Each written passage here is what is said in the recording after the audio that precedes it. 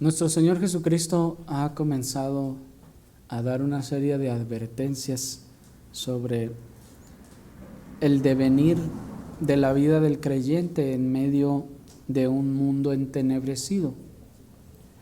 Nos dijo ya que seríamos ovejas en medio de lobos, por lo que íbamos a requerir, nos dijo, mucha sabiduría de lo alto para poder conducirnos en todas nuestras maneras de vivir y en todas nuestras interacciones con los incrédulos, pero sobre todo en toda actividad hostil que el mundo de tinieblas ejecutaría contra la religión y contra los creyentes, que tendríamos que ser sabios porque el mundo sería hostil. Pero las advertencias no terminaron allí, hermanos, sino que nuestro Señor Jesucristo continúa advirtiéndonos de la hostilidad de este mundo y que esa hostilidad del mundo se extendería a tal grado y a áreas tan cercanas como hasta nuestra propia familia. Sí, nuestro Señor Jesucristo nos dijo que la hostilidad del mundo también se manifestaría en nuestra familia. ¿Dónde dice eso? En Mateo capítulo 10, versículo, vamos a leer el 21 y el 22. Mateo capítulo 10, versículo 21 y 22, y vamos a ver allí, seréis aborrecidos por causa de mí. Dice Mateo capítulo 10, versículo 21. Ya vimos el 20, ¿se acuerdan? Dice el 21. El hermano entregará a la muerte al hermano y el padre al hijo, y los hijos se levantarán contra los padres y los harán morir. Y seréis aborrecidos de todos por causa de mi nombre, mas el que persevere hasta el fin, éste será salvo. Hasta allí, hermanos, por el momento. Vimos pues que nuestro Señor Jesucristo buscaba advertirnos de el gran y constante peligro al que estarían expuestos todos sus discípulos en este mundo, que de tal forma que nuestro Señor nos lo describe como si fuera una oveja en medio de una manada de lobos. ¿Se acuerdan que estuvimos viendo esto? Y ahora nuestro Salvador nos hace saber que esta opresión contra los cristianos, contra los verdaderos discípulos, se volvería tan fuerte que aún hasta los mismos familiares del creyente se volverían contra él.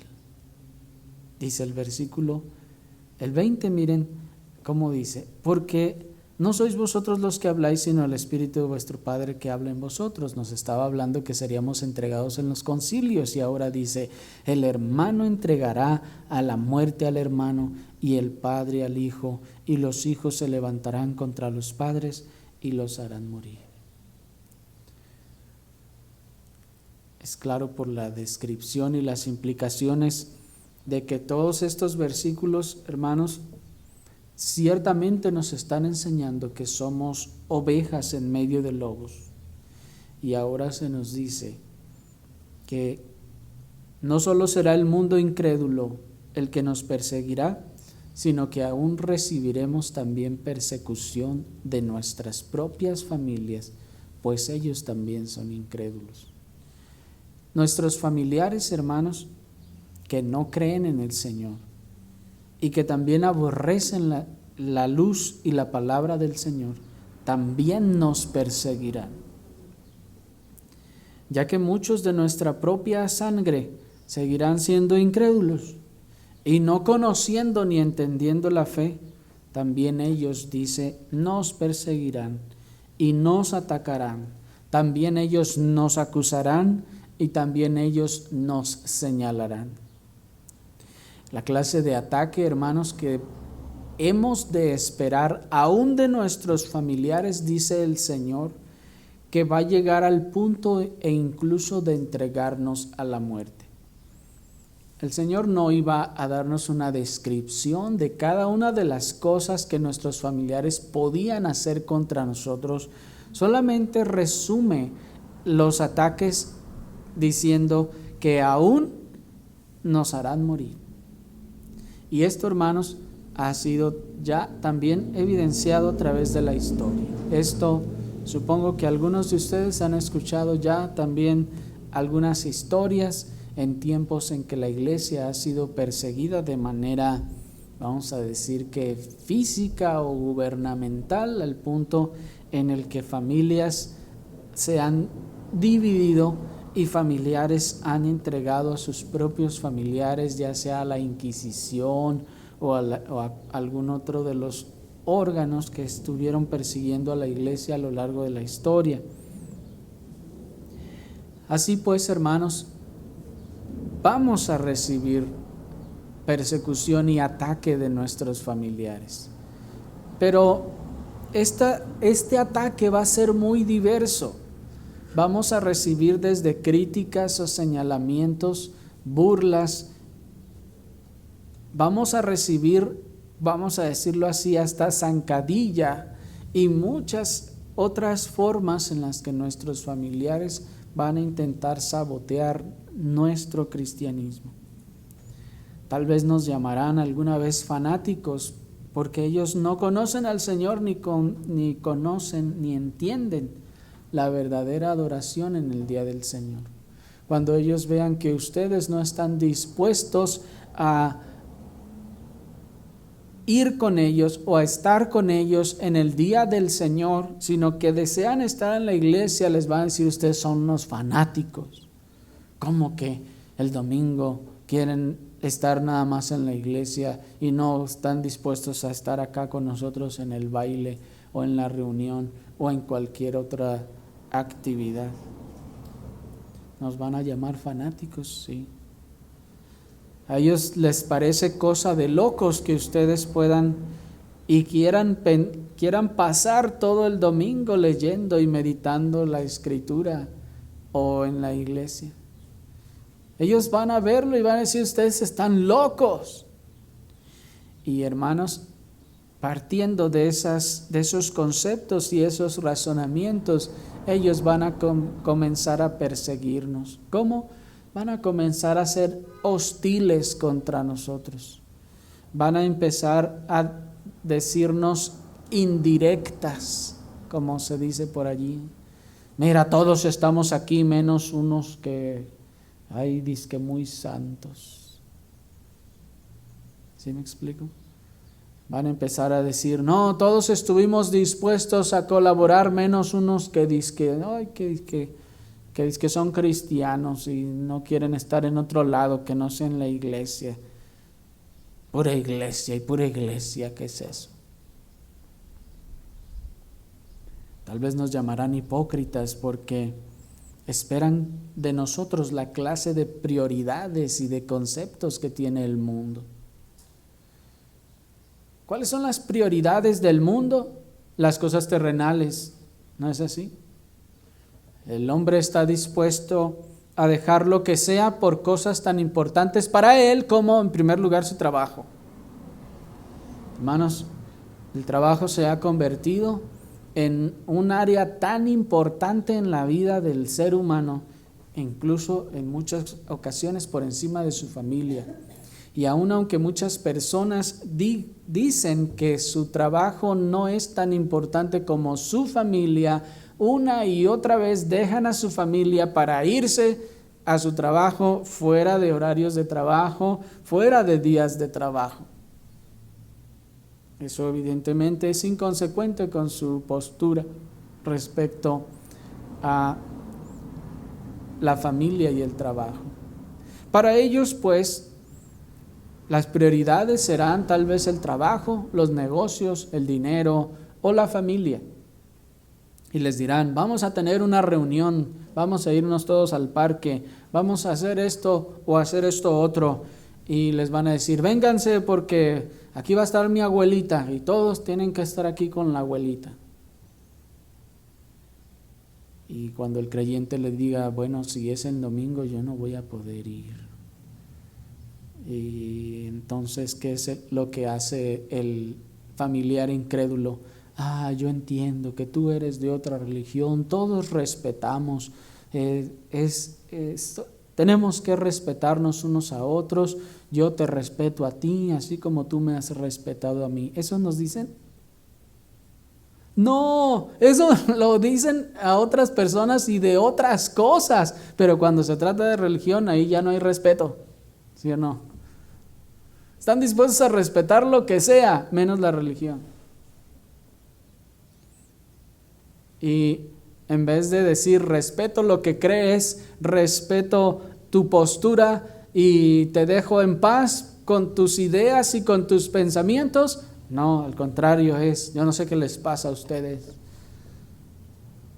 Ahí andan de fanáticos, hipócritas, candiles de la calle y oscuridades de su casa. Ahí andan quedando bien con sus hermanos, pero acá con la familia, ve nomás, nos dejan abandonados a nosotros. Hermanos, eso es persecución. No anda alguien detrás de nosotros físicamente, pero eso también es persecución. Nuestro Señor Jesucristo dijo que sufriríamos este tipo de cosas. A ellos les parece inconcebible que ustedes les den más importancia a las cosas de Dios y de la iglesia que a las reuniones familiares. ¿Por qué les parece inconcebible? En primer lugar, porque no conocen a Dios. Y en segundo lugar, porque ellos van lo menos posible a la iglesia. Y cuando van, se aburren, le dan la aburrida de su vida en la media hora que están allí, si no es que se la pasan dormidos. Y entonces, para ellos es algo repudiable. ¿Cómo pueden disfrutar de eso? Y luego que ustedes le digan, bueno, vamos en el día del Señor a la iglesia, tenemos un estudio que normalmente dura 1:15 o 1:20, y luego el culto, y luego otro estudio, y les van a decir, ustedes están locos. ¿No es así? Pero todavía nos dijeran nada más que estamos locos y nos dejaran allí. Pero hermanos, dice el Señor que eso ocasionaría persecución. Esto es, que esto ocasionaría que hablaran mal de nosotros, que nos criticaran, que nos señalaran, que nos reclamaran, que fueran hostiles con nosotros, y que su trato para con nosotros fuera con muy poca amabilidad o cortesía, si no es que hasta brusco o grosero con nosotros, a causa de que no tenemos las mismas prioridades, a causa de que para nosotros es de más importancia el Señor y las cosas de Dios que las visitas familiares incluso. ¿Cómo puede ser posible si vengo desde allá, desde la otra cuadra a visitarte el domingo y me quieres dejar aquí e irte a tu iglesia?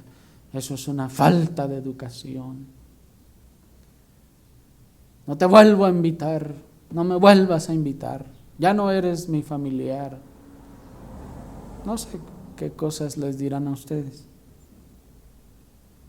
pero a ellos les parece inconcebible que ustedes no estén dispuestos a dejar sus actividades religiosas, su fe al Señor, por estar con ellos en estas actividades, o que aún en medio de los duelos ustedes no estén dispuestos a rendir el mismo tributo a los muertos como lo hacen ellos.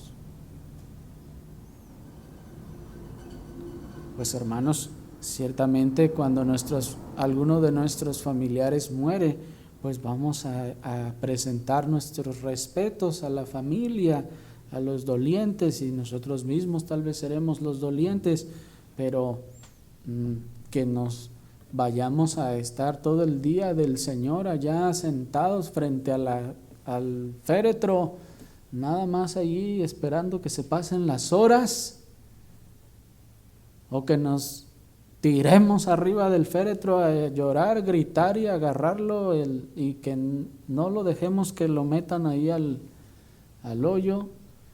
Hermanos, los cristianos tienen otras prioridades, y nuestro Señor nos dijo que padeceríamos persecución por eso. Nuestro Señor nos dijo que nuestros familiares aún nos entregarían a la muerte. ¿A quién de ustedes lo han entregado ya a la muerte? A nadie de nosotros. Así que, hermanos, lo que hemos atravesado no es gran cosa. Las críticas que hemos recibido no son gran cosa. Las burlas, las indirectas y todas las cosas que nos han dicho no son gran cosa, hermanos. El Señor nos dijo que las íbamos a sufrir. No desmayemos entonces por los reclamos de nuestros familiares, por las críticas de nuestros familiares. No desmayemos, hermanos, por los ataques de nuestros familiares que no conocen al Señor y no comprenden el amor que el creyente tiene para el Señor. Ellos no pueden entender que ustedes tienen una familia espiritual con quienes comparten lazos mucho más fuertes que los sanguíneos que se tienen con la familia carnal. Ellos no entienden que la familia de la fe se convierte en eso, en una familia, en donde ahora somos parte de una familia y nos gozamos con nuestros hermanos en esa familia espiritual, y que esos lazos que el Espíritu da, ya que son del Espíritu y no son carnales ni sanguíneos, son más fuertes, son más duraderos.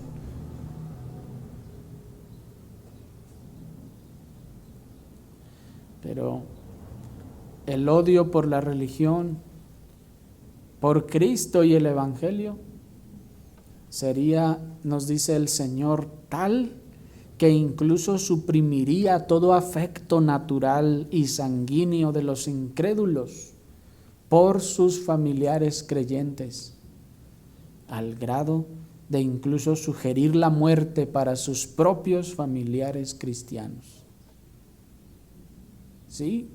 El Señor nos está diciendo, hermanos, el odio del impío por la religión, por Cristo y por el Evangelio será tal que opacará, que eclipsará el afecto natural de pariente y familiar que tenía por usted,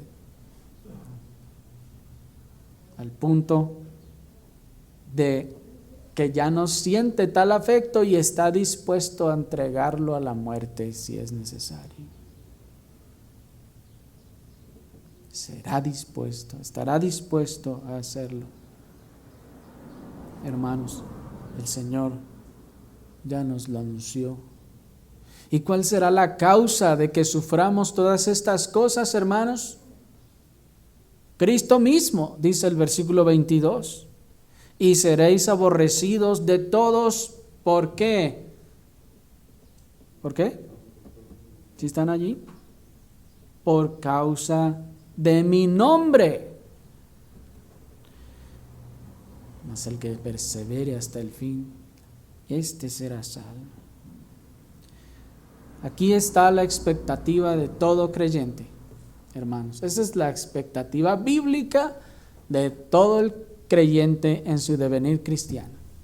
El mundo dice que la expectativa, o más bien el evangelicalismo de nuestro tiempo dice que la expectativa del creyente debe ser que Dios te ama y tiene un plan maravilloso para ti. Pero nuestro Señor dice, si tú eres cristiano o quieres serlo, la expectativa es esta: seréis aborrecidos de todos por causa de mi nombre. ¿Se dan cuenta? las cosas son completamente diferentes, ¿no les parece? Esta es la expectativa nuestra, hermanos, en esta tierra. Si somos creyentes, no somos llamados entonces, o no tenemos una expectativa de que seremos felices y habrá un plan maravilloso en donde viviremos entre rosas y pétalos toda nuestra vida hasta que el Señor venga por nosotros. No, de hecho, la expectativa, más bien terrenal, nuestra expectativa terrenal es de que seremos aborrecidos. Esto es que cuando alguien se dé cuenta de que somos cristianos, nuestra expectativa no es que nos tolere. Y sobre todo, más bien ni aún en este tiempo de tolerancia, en donde según se dice que se tolera todas las religiones. Eso no es cierto, hermanos. Se toleran todas las religiones menos el cristianismo. Y eso es una realidad. Porque el mundo está dispuesto a tolerar el Islam, y con todas sus bombas, está dispuesto a tolerar a los budistas con todo su yoga y todos sus rollos de mantras y cuanta cosa, y hasta abrazarlos. Está dispuesto a tolerar el hinduismo y que crean que las vacas son sagradas y no se las quieran comer. Está dispuesto a tolerar todo menos el cristianismo. Y esto lo vemos, hermanos, en todas partes, desde las leyes que el mundo está poniendo hasta la manera en que se critica más bien al cristiano en vez de los que profesan todas esas otras religiones.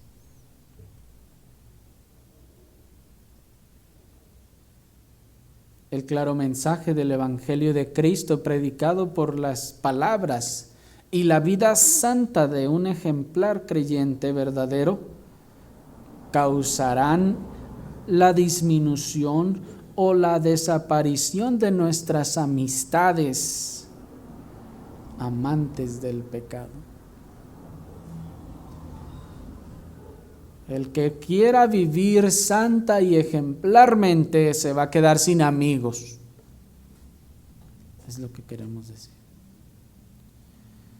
Porque cuando usted muestra con su vida ejemplar, obediente, las enseñanzas de la palabra y al Señor mismo, el mundo no se queda cómodo y tranquilo. Por eso dice el apóstol Pedro en 1 de Pedro 4:4, se los leo.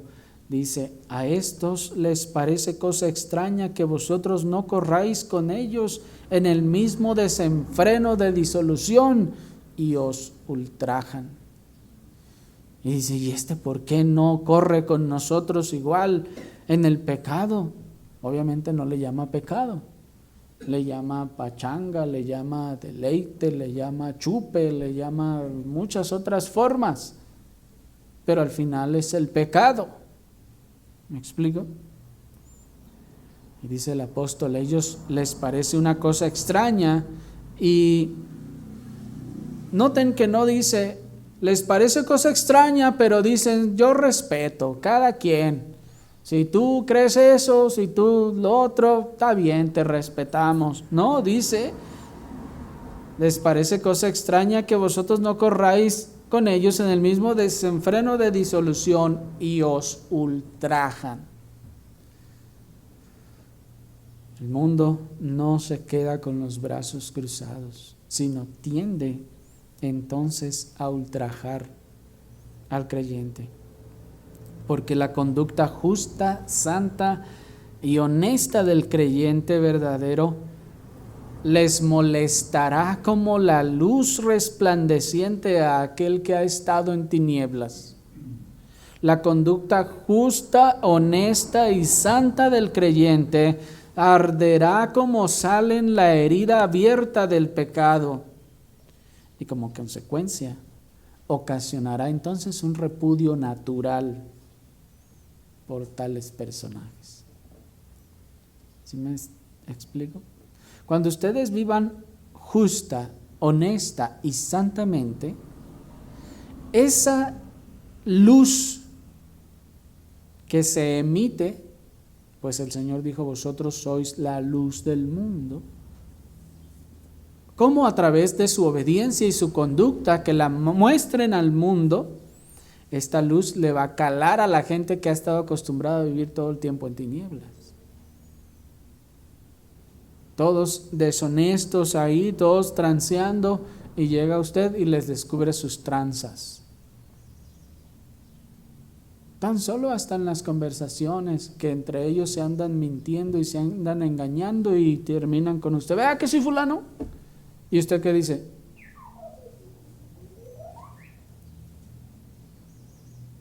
¿Le sigue el juego? No, el creyente dice, no, no es cierto. No, eso no es cierto. ¿Qué hacen? ¿Lo aman por eso? No, empiezan a sentir un repudio, una aversión natural por usted. Ya entonces ya no es parte usted de sus amistades, ya no comparten con usted, ya no le invitan a donde van, ya no comen con usted. Y en ocasiones, a medida que esa honestidad y esa justicia y esa santidad se manifiesten con mayor brillo, entonces ellos van a sentir como sal en una herida abierta, les va a arder y entonces van a empezar a sentir repudio contra usted y van a empezar a pensar, ¿cómo le hago para que lo corran?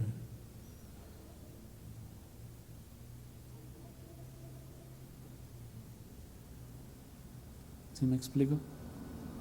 Pero esto, hermanos, es cuando se está haciendo luz.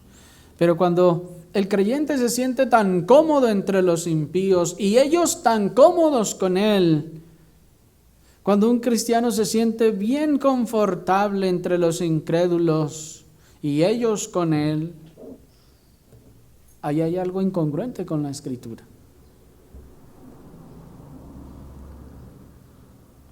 O tales personas no son impíos, o tal creyente no es creyente. ¿Sí me explico? Esto se va a hacer ver. Si aquella persona se la vive feliz, contento, entre todos los mundanos, con todas sus pláticas, a donde quiera que van y en todo lo que hacen, y no siente ningún tipo de repudio, ninguno contra el otro, hermanos, ahí hay una conducta que no es congruente con la Escritura. Como ya hemos dicho en otras ocasiones, cuando alguien, o más bien cuando los mejores amigos de uno que se dice cristiano son mundanos, ahí hay mucho que lamentar.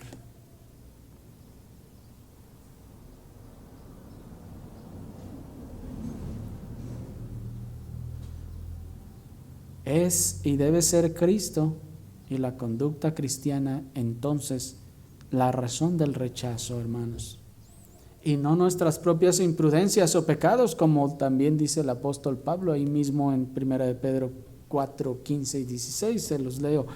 Dice, así que ninguno de vosotros padezca como homicida o ladrón o malhechor o por entremeterse en lo ajeno, pero si alguno padece como cristiano, no se avergüence, sino glorifique a Dios por ello. Hermanos, la razón del repudio, ¿cuál era? Cristo y el Evangelio, no nuestras imprudencias, no nuestras maldades. No se diga de nosotros, fulano dice que es cristiano y me robó, y por eso me cae gordo. No, hermanos. Fulano se dice que es cristiano y me transeó. Hicimos un negocio y me transeó. No, hermanos, ese tipo de persecución, ese tipo de señalamiento no es por Cristo. Que no se diga de nosotros, sutana dice que es cristiana y no le paras la lengua de tanto chisme. Fulana dice que es cristiana, pero se queja de todo. Se queja de todos. Fulana dice que es cristiana, pero se la vive hablando mal de su marido. Fulano dice que es cristiano, pero se la vive hablando mal de su esposa, de sus hijos y de todo mundo. Fulano dice que es cristiano, pero no, hombre, se queja de todo, nada lo hace feliz, con nada está contento, todo el tiempo está enojado.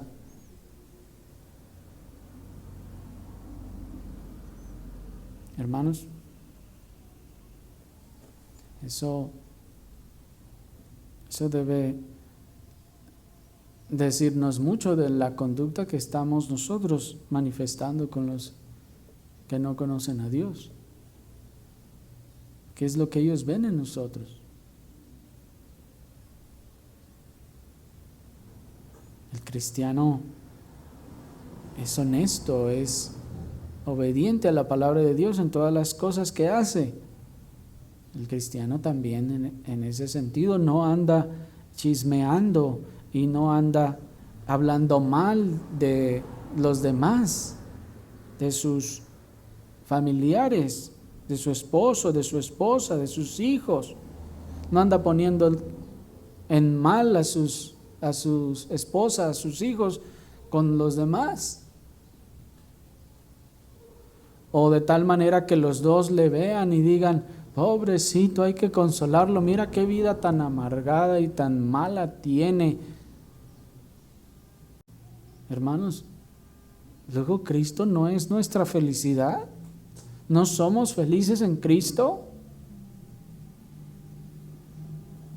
Alguien dijo que el fariseo no puede ser feliz. Por eso anda todo el tiempo enojado y con la cara larga y con la cara arrugada y le hablan y no habla y no quiere, no tiene amigos, no puede ser amigo. ¿Me explico?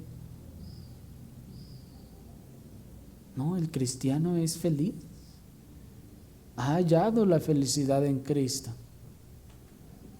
El cristiano en ese sentido es amistoso y puede sonreír. Ya dice la Escritura que el que tiene amigos, ¿qué ha de hacer? ¿No hablarles? No, dice, el que tiene amigos ha de mostrarse amigo. El que tiene amigos ha de mostrarse amistoso, ha de mostrarse cordial, sonriente, feliz.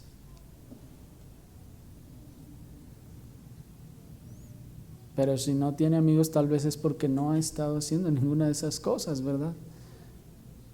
Pero el cristiano es feliz y no hace pensar a todo el mundo que su vida es una miseria y que su vida es tan terrible que nadie quisiera vivirla. ¿Me explico?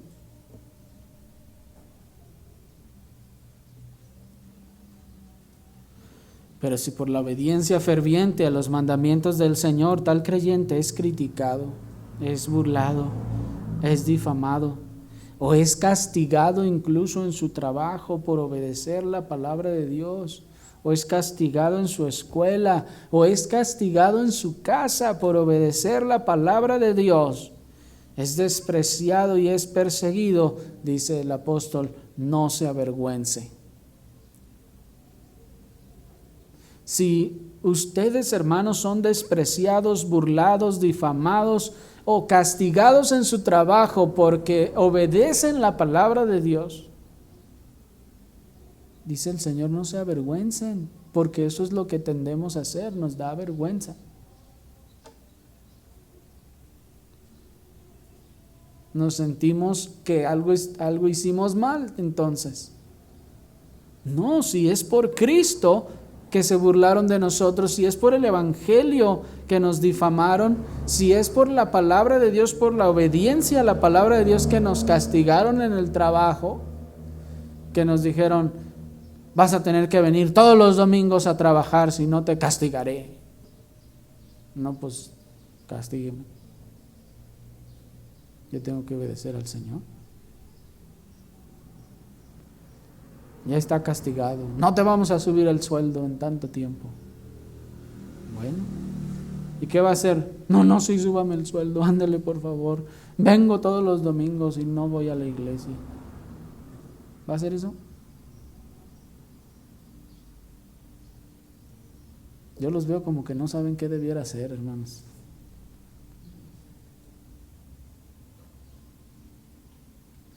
Y si es castigado en su escuela o incluso en su casa por obedecer o profesar la palabra del Señor, no se avergüence, dice. No se avergüence por eso. Porque un maestro, un director o un padre incrédulo que no entiende ni conoce de la palabra del Señor se ofenderá por casi cualquiera de las doctrinas cristianas.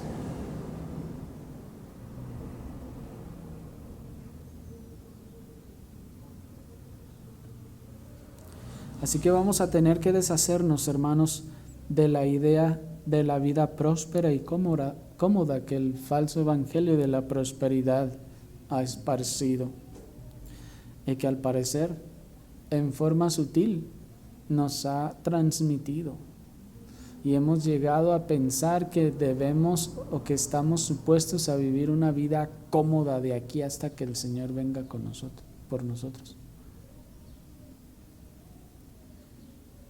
Parece que nos creímos esa idea de que entonces teníamos o íbamos a vivir en felicidad terrenal de aquí hasta que venga el Señor.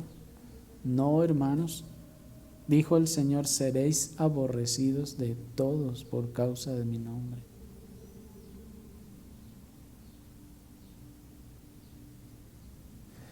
En cierta ocasión se decía que cierto predicador de la antigüedad enviaba a sus discípulos a predicar el evangelio, y cuando volvían les preguntaba: ¿les lanzaron piedras? No. ¿Les gritaron groserías? No. ¿Los golpearon? No. ¿Les hicieron algo? No. ¿Entonces qué predicaron? Entonces no predicaron el evangelio. Porque si hubieran predicado el evangelio, al menos una de esas cosas iban a sufrir. Y tenemos que tener presente eso, hermanos. Si nuestra vida está predicando a Cristo y el evangelio, algo tenemos que sufrir. Porque el incrédulo, el impío, no le gusta eso.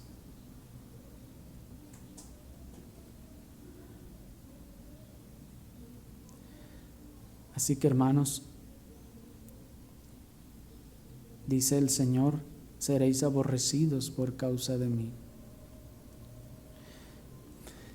Y nos dice también que el que, a pesar de todas estas contrariedades, persevere hasta el fin, dice el texto al final, este será salvo.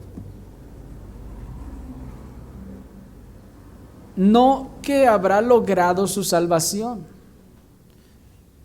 a través de su perseverancia, sino que su perseverancia será evidencia de la genuinidad de su salvación. ¿Sí me explico? El texto no está diciendo: aguántense, aprieten los dientes y el que alcance a llegar hasta el final, ese la libró. No, hermanos, no dice así, sino que dice que el que después de todo esto habrá perseverado hasta el final, habrá mostrado como evidencia de su perseverancia su salvación.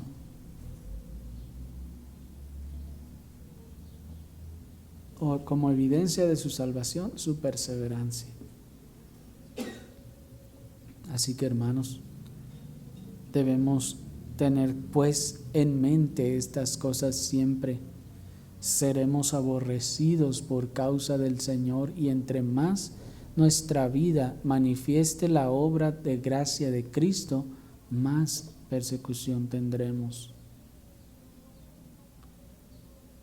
Y qué lejos está esta afirmación de nuestro Señor Jesucristo del mensaje del falso evangelio social, ese evangelio del reconstruccionismo que domina las mentes de gran parte del evangelicalismo de nuestro tiempo, que piensan que el cristiano tiene que vivir para mejorar el mundo y hacerlo un mundo feliz. No, dice la Escritura que el mundo siempre será hostil con los cristianos. Ahora, las persecuciones, hermanos, de los creyentes entonces van a ocurrir a causa de que serán aborrecidos. Por eso, miren cómo nos dice el versículo 23, ¿están allí? Cuando os persigan en esta ciudad, huid a la otra, porque de cierto os digo que no acabaréis de recorrer todas las ciudades de Israel antes que venga el Hijo del Hombre. Hermanos, el Señor nos está diciendo que estas persecuciones y esta hostilidad llegarán al punto en que tendremos a veces que huir de la ciudad. Y bueno, esto entonces también nos expresa que será por leyes impuestas en la ciudad que nos hagan imposible nuestra profesión de nuestra religión en la ciudad.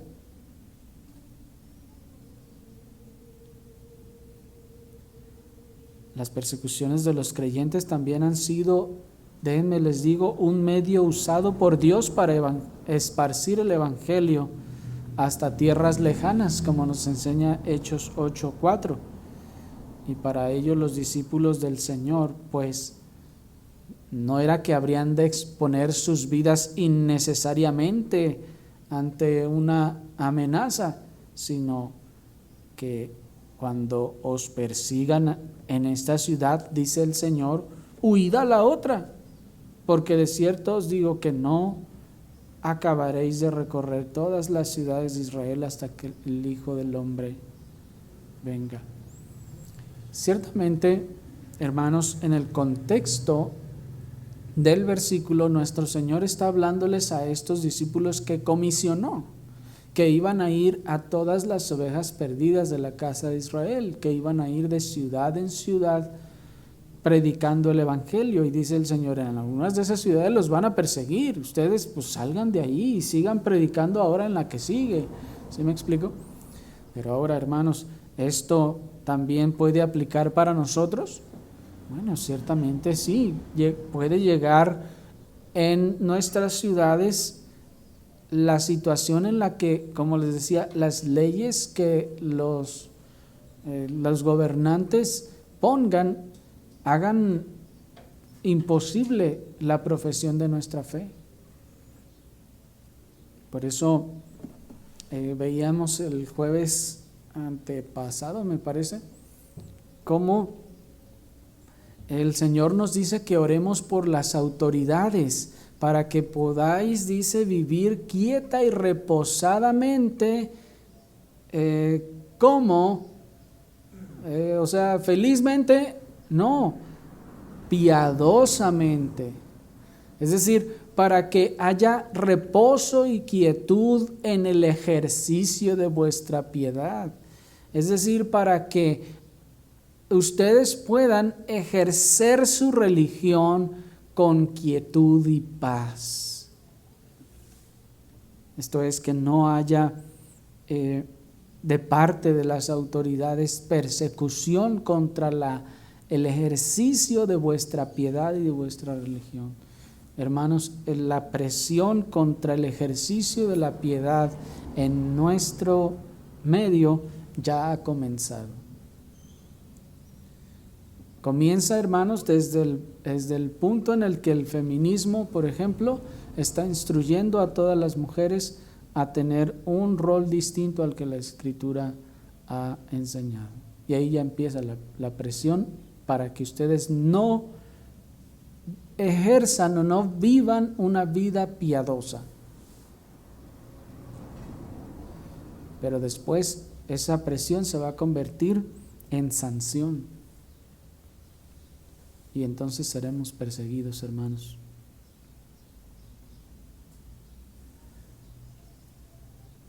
No dice el Señor que cuando seremos perseguidos, entonces digamos, está bien, mátenme, quiero morir por Cristo. No, dice el Señor, si hay la posibilidad, huyan ustedes a otra ciudad. Hemos oído mucho esa expresión que dice que el capitán se hunde con su barco.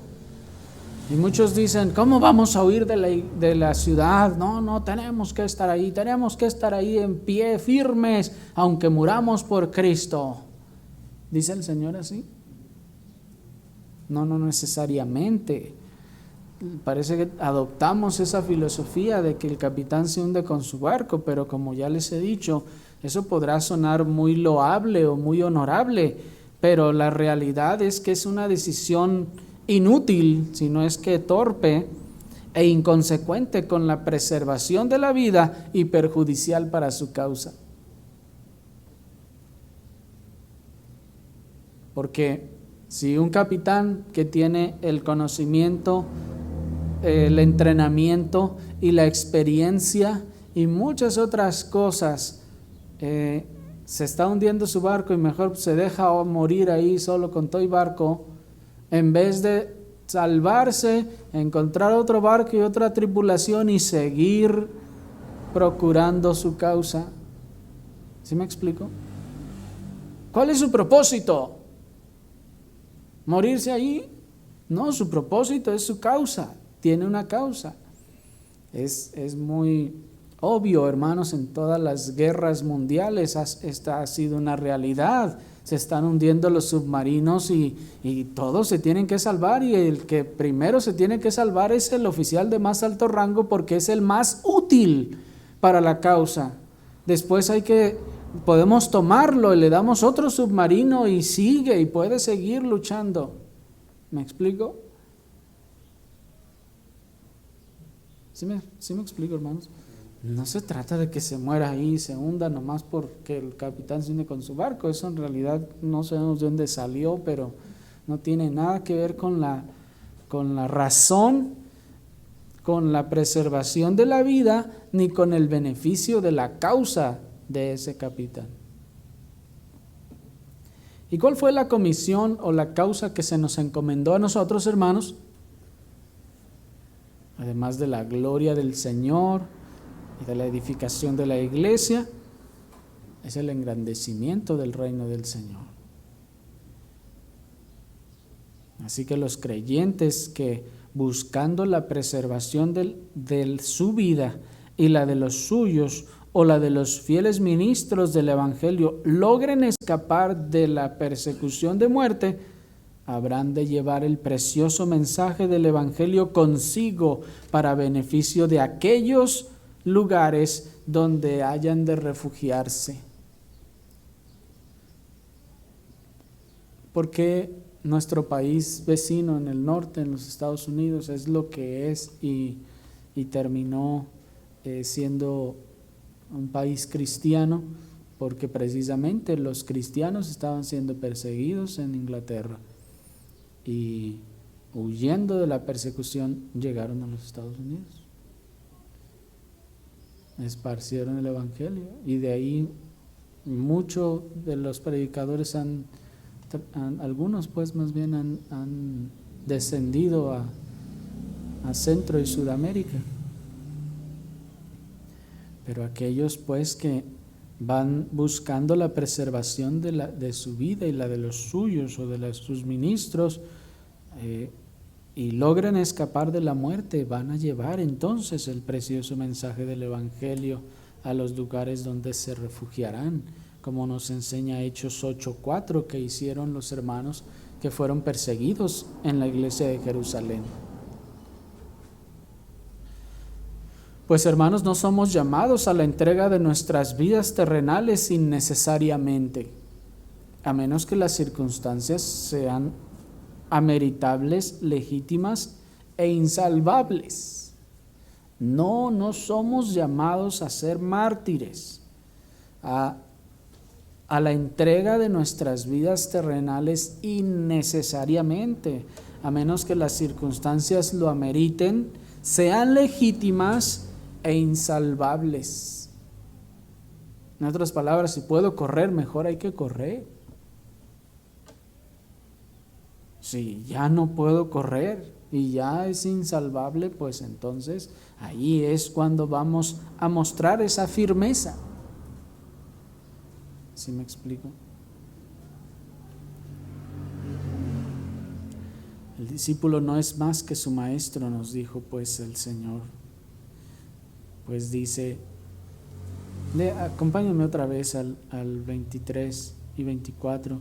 Cuando os persigan en esta ciudad, huid a la otra, porque de cierto os digo que no acabaréis de recorrer todas las ciudades de Israel antes que venga el Hijo del Hombre. El discípulo no es más que su maestro, ni el siervo más que su señor. Bástele al discípulo ser como su maestro y al siervo como su señor. Si al padre de familia llamaron Belcebú, ¿cuánto más a los de su casa? Así pues, hermanos, el discípulo no es más que su maestro para no salir de en medio de ellos, evitando ser asesinado, como lo hizo nuestro Señor Jesucristo en Lucas 4:30. Dice la Escritura en Lucas 4:30 que el Señor iba a ser despeñado, es decir, que lo iban a lanzar desde una altura muy grande para matarlo. ¿Y qué dijo el Señor? Pues claro, vine a morir, vos de una vez, mátenme, dijo así. No, se dio la vuelta en medio de ellos y se fue. Dice el Señor, el discípulo no es más que su maestro para no salir de en medio de ellos evitando el peligro.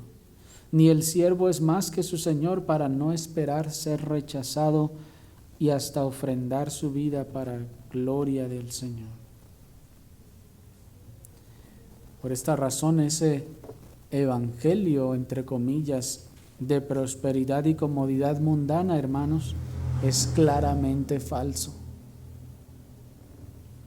Pues si al padre de familia llamaron Belcebú, ¿cuánto más a los de su casa? Dice. Es falso ese mensaje de prosperidad. Porque si al padre de familia lo llamaron Belcebú, ¿cuánto no debe esperar el discípulo?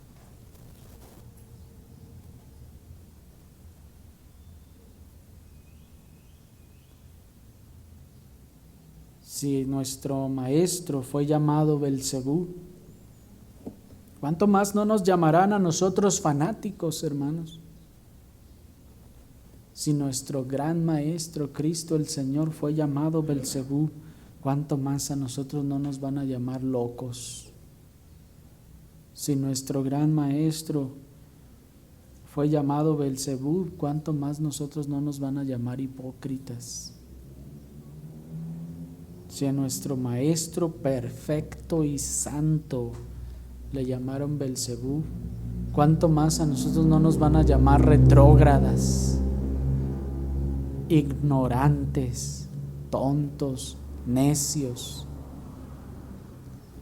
Si a nuestro maestro santo y perfecto le llamaron Belcebú, ¿cuánto más a nosotros no nos van a llamar homofóbicos y cuanta cosa se les ocurra llamarnos? Si nuestro maestro fue humillado públicamente con inconcebible injusticia y crucificado, ¿cómo esperaremos nosotros prosperidad, comodidad y vidas llenas de placeres y deleites mundanos?